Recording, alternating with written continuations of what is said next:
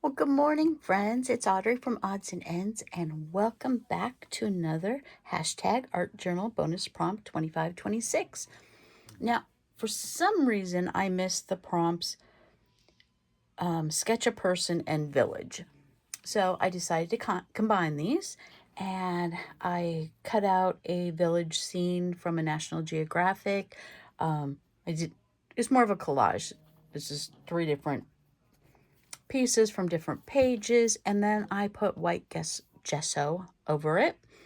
And then I was going to sketch a ghost, but when I was doing the ghost, it turned out to look more like an angel, so I decided I was going to make it an angel instead. And with that being said, I decided to paint the angel in with some color changing paints, and I used three different colors.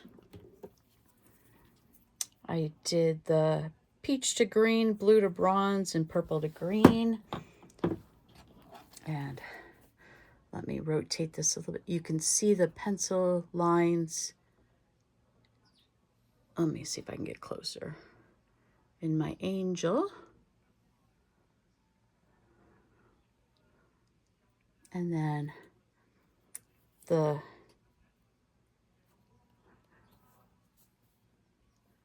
you tilt it, you can see some of the village scene a little bit better because the gesso doesn't show up in certain angles. Then it shows up a lot in different angles, and then the color changing paint doesn't show up as much. But yeah, this is village and sketch a person and an angel. I don't know, technically it's not a human person, but it's a person, right? I don't follow rules very well. I wanted it was going to be a ghost of one of the villagers. And, I just decided that she wanted to be an angel to look after her family member because a new baby was born into this village. So there you go. I really like how that turned out. Very, very cool. Okay. And then the next prompts I have combined as well. But first, before we get to it, let me show you some of my ruler collection. It's not okay. I didn't do multiples. I did not go search my entire house for rulers because, first of all, I'd still be doing it. And second, we have multiple of the same one. If you are in need of a tool, this is where people come because my husband has tools. I have craft supplies. I have art supplies. I was an art major the first couple years of college, and then I dropped out. And then I went back to school to get my horticulture degree in floral design. And I have lots of things in this house. So this is only a small section of rulers that were easily accessible without digging through the garage and through a whole bunch of stuff. So with that being said, we have the Creative Memories cutting board. Of course, it does slide out. But you got the ruler here, you got the ruler there, you get the gist. I don't use that one very often. Of course, we have my regular Fiskars siding thing that I use all the time. We have the mat that I'm always using. I have a yardstick. And I do keep this in the craft room. I have, I think, 12 other yardsticks in the house, but I use those as a trinket shelf for my Hot Wheel collections of my Ron John collection cars. Okay, I have this ruler, which is for making bracelets and necklaces. You set it to however long you want, and it measures in place. I have, let's see, this really, really, really heavy And it has a groove in the middle, and I'm not quite, my husband probably can tell you what it's for. I don't remember on that one. This is my go-to ruler because it's got cork on the back and it doesn't slide. When you're measuring things, it's great. Honestly, I use this little generic ruler more than anything else. It's the Henderson Police Department 6-inch ruler. I use that a lot. I have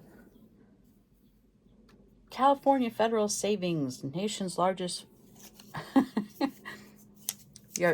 folding yardstick. Okay, we have this, very precise. That came from the toolbox. I have probably 9 of these in my sewing box. And of course I grabbed the one that is all torn up.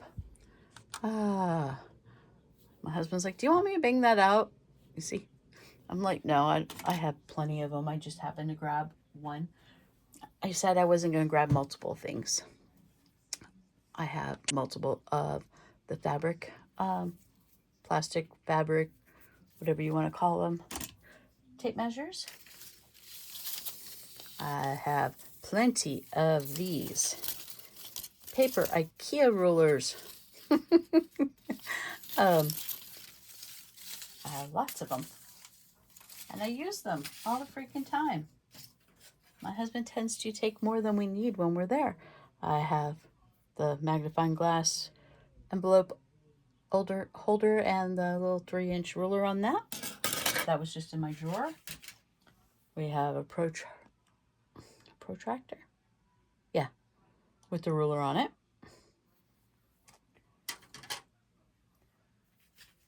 I have a quilting ruler.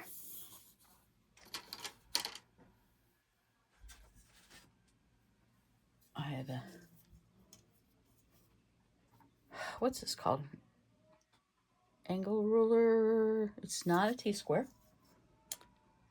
Anyway, it's an angle, 90-degree ruler with lots of measurements on it.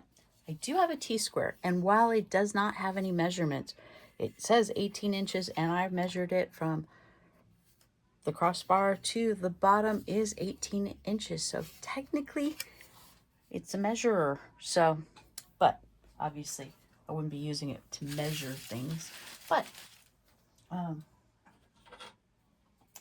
have this green ruler, core construction. I have my corner punch that has the measurements on it. It's to make an envelope punch board. And then I have my scoreboard, which has measures on it. And yes, you have to kind of use the ruler on that when you're doing that, or your project won't come out. And then I have 1, 2, 3, 4, 5, 6, 7 of the letter stencils that have the rulers on it. This is centimeters and inches. I have multiple of the tape measures that go in your purse. So you have things useful when you're shopping garage sales, thrift stores, lumber yards, and you need something that's exact. And then I'm like, I asked my husband, he's like, what are you doing? I'm like, looking for a tape measure. I'm like, where are they? Mind you, we have like at least a dozen of them. But can we ever find them? No, because we never, ever, ever put them back where they belong. So I found this one. He found these two. I'm going to give them back to him. So he can put them in the toolbox where they're supposed to go. And so when we need one, we can find it. But I think now that I'm done showing this, I will find probably at least 6 more things that have measurements on it to show you. But that is my collection of rulers that are within 3 feet of my craft room. So that's going to go to today's project, and I combined a few.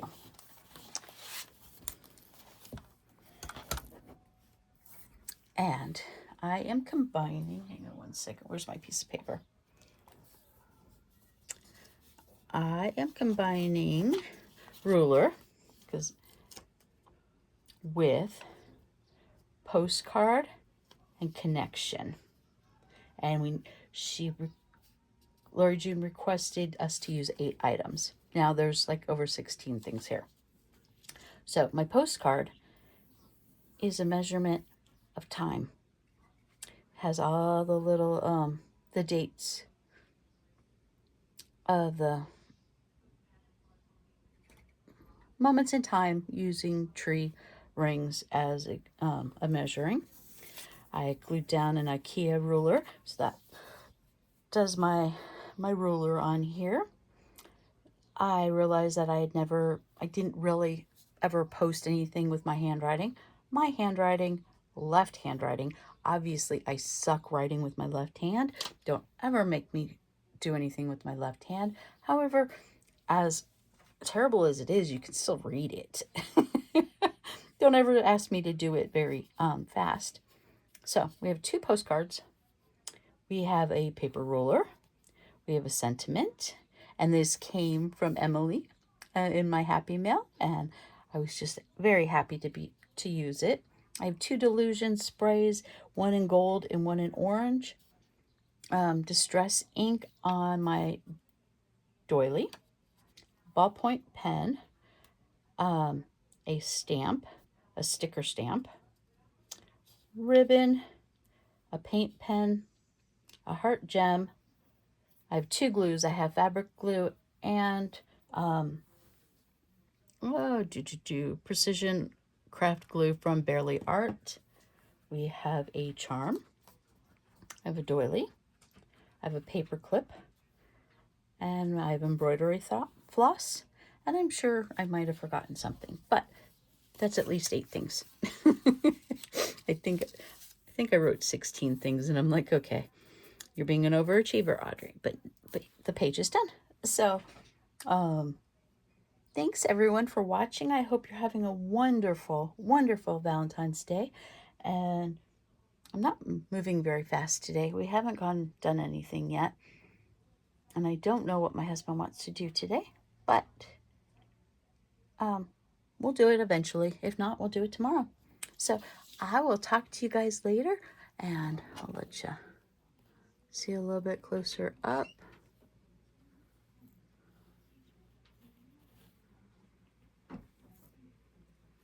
And yes, my ring light is making a white circle. So thank you guys. Happy Saturday. Bye.